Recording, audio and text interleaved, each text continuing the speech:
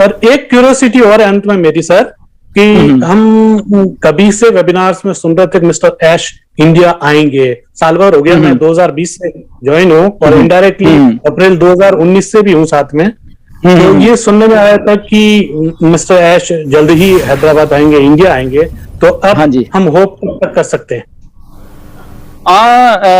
अभी नहीं, मुझे मालूम नहीं इस बात के लिए कब आएंगे या कब नहीं आएंगे, बट या वो असल में ना चक्कर क्या है, मिस्टर ऐश को समझना पड़ता है चीजों को। ऐश के साथ काम करने के लिए ना ये अबव एवरेज बंदा है, ये जो ऐश है, मिस्टर ऐश है, ये अबव एवरेज मैं इसको मानता हूँ।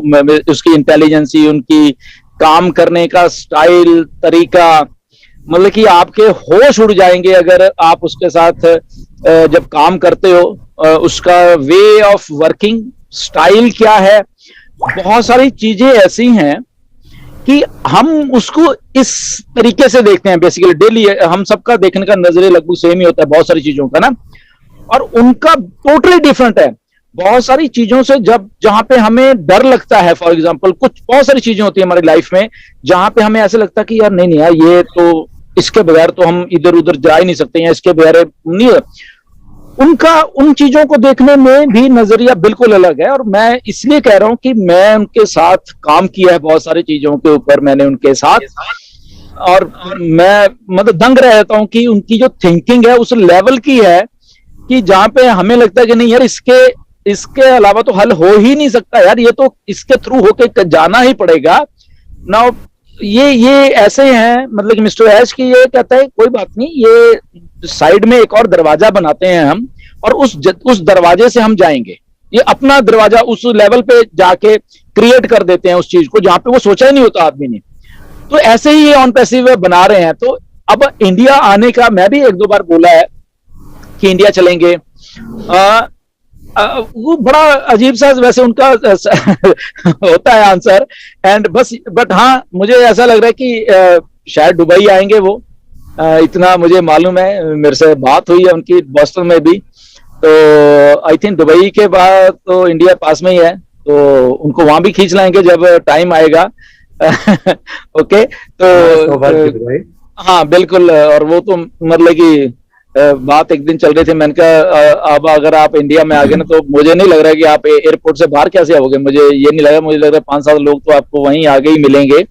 और तो इतना क्रेज है, मैंने कहा आपका वहां पे हमारे इवन के जब हमारे लीडर्स का क्रेज है, इतने सारे हमारे इतने अच्छे अच्छे लीडर्स है सारे, उनका क्रेज है, तो आप तो फिर बहुत बड़ी एक चीज बना रहे हो उस लेवल पे जाकर ना, तो आपका तो क्रेज उस लेवल का होने वाला है।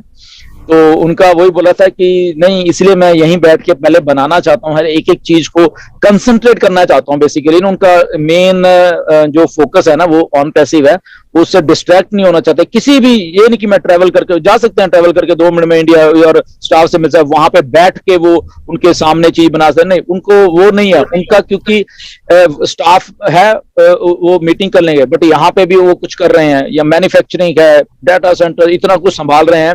अगर मैं हम लोग को मालूम ही है कितने ऑफिस संभाले, सिंगापुर से लेके, इंडिया से लेके, दुबई से लेके, और ये यूएसए से लेके, मतलब इतना, और फिर फाउंडर्स भी हैं, हम लोग भी हैं। ओके, इतना कुछ एक आदमी संभालेगा, मतलब कि आप हमें खुद मुझे अचंभा होता है कई बार कि उसके बाद अगर ऐश बोले कि मैं ये चीज को डिस्कवर कर रहा हूँ, ये इन्वेंशन हो रही, नहीं, उनकी मीटिंग्स, गवर्नमेंट के साथ मीटिंग, और ये वो इतना कुछ मतलब हैंडल करना है एक आदमी के, वही कर सकता है कि जो आदमी जीनियस है बेसिकली, जो बियॉन्ड जीनियस है बेसिकली, वही ये चीजें हैंडल कर सकता है। तो बाकी किसी के बस की बात नहीं है, बट डेफिनेटली हम इंडिया में लेके आएंगे ऐश को, और मिलेंगे, हम सब लोग मिलेंगे बिल्कुल, डेफिनेटली सब पूरा। फिर तो स्टेडियम क्या, इतना बड़ा कुछ इंडिया में होगा कि सारी दुनिया देखेगी। हम लोग इतने हैं, आई थिंक जब फाइनेंशियल फ्रीडम होगी अगर तब आएंगे, तो मुझे लग रहा है फिर तो और भी बड़ा कुछ होने वाला है वहां पे। बिल्कुल सर, हमें उन पलों का इंतजार रहेगा। मैं एक आखिरी सवाल और आपसे करना चाह रहा हूँ कि आप ने बहुत सारे वेबिनार किए हैं भारत में, और आप कहते हैं बार बार कि ऑन पैसिव को समझो, ऑन पैसिव को समझो, और आज तक मुझे लगता नहीं है कि ये सवाल बार बार ही बना हुआ है कि ऑन पैसिव को समझ नहीं पाए। तो एक वाक्य में कैसे समझाएंगे सर ऑन पैसिव? देखो, मैं पहले ही बोल चुका हूं कि ऑन पैसिव एक सिस्टम चेंज है, बस अगर इस बात को हम समझेंगे।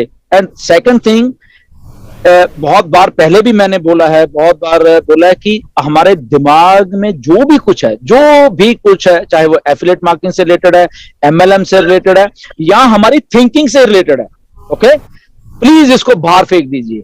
हमारी थिंकिंग, हमारी सबकी मतलब थिंकिंग घटिया है, मैं ये सोचता हूं, हमारी सबकी, इंक्लूडिंग मी, हमारी थिंकिंग घटिया है। But the best part is कि जैसे जैसे ऑन पैसिव हमारे सबके बीच में आती जा रही है, हमारी थिंकिंग चेंज होती जा रही है सबकी। और ये बड़ी खुशी की बात है कि बहुत सारे लोगों की, बहुत सारे लीडर्स की थिंकिंग चेंज हो चुकी है बकायदा, ओके। तो ऑन पैसिव को अगर एक लाइन में समाप्त करेंगे तो बस यही है कि ये कंप्लीट एक सिस्टम चेंज है, और ये एक कंप्लीट सोल्यूशन है बेसिकली फॉर ह्यूमैनिटी, ओके। अब वो कैसे है वो एक अलग मैटर है कि चीजें हैं, इसमें बहुत सारी चीजें हैं, ओके। सो एक कंप्लीट सिस्टम चेंज जो चल रहा है, सारी दुनिया का चल रहा है, उसको अगर चेंज करना है तो हियर इज ऑन पैसिव। उसको कैसे करना है, उसके लिए फिर जंप करना पड़ेगा ऑन पैसिव में, और ऑन पैसिव को सीखना पड़ेगा, देखना पड़ेगा क्या बोला जाता है यहाँ पे, किस कॉन्फिडेंस से बोला जाता है, किस चीजों को डिस्कस किया जाता है, तो वो सारी चीजों को फिर वो किया जाता है।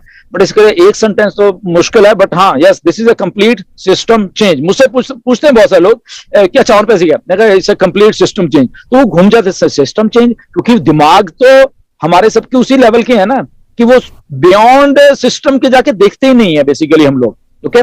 सो we have to see beyond the system.